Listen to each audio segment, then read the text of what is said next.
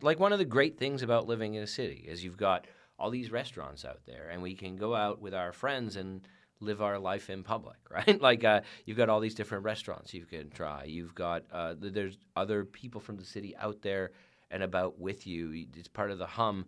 Um, it, Now, we haven't seen this leading to massive restaurant shutdowns or anything yet, No. but it does seem like some of them are feeling like they're struggling, and the restaurant diners are also feeling like it's a struggle to be able to go out there. Yeah. Well, while reporting for this piece, I was just constantly reminded of the 2008 recession when a lot of fine dining restaurants like Perigee, Truffles, they all gone because of the recession. No one's eating out more, especially fine dining places. I guess especially like the $200 tasting menu is the first thing to go when you're trying to figure out how to cut costs after you've been laid off. I can either pay rent or I can have a tasting menu. Yeah. It's very, very hard to decide for me. I don't know about you.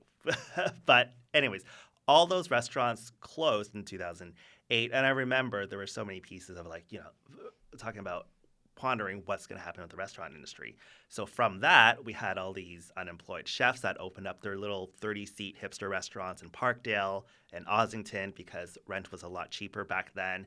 So many places, these like little DIY, you remember charcuterie and pork belly. Yeah. That's a little well, and a lot of nose-to-tail stuff throwback. where you can use the parts of the animal that at the time were cheaper at the butcher shop because no one was using them. Exactly. So they were able to kind of be very creative and find ways to still survive and operate. And it was very successful to a point where, if you remember, Parkdale and Ossington had moratoriums on new bars and restaurants opening because so many places opened up and people were out again and, the economy recovered. So I feel like there will always be restaurants. People will always want to go out. People will always want to treat themselves and have a date night. What it will look like in the next, 2 or 5 years, I think that's the big question.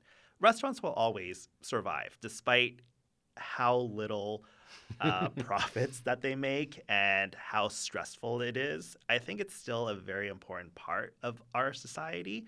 And, to quote the great late Dr. John Hammond from Jurassic Park, life will find a way. We'll talk about how we'll find a way in just a minute, but we got to take one more quick break. We'll be right back.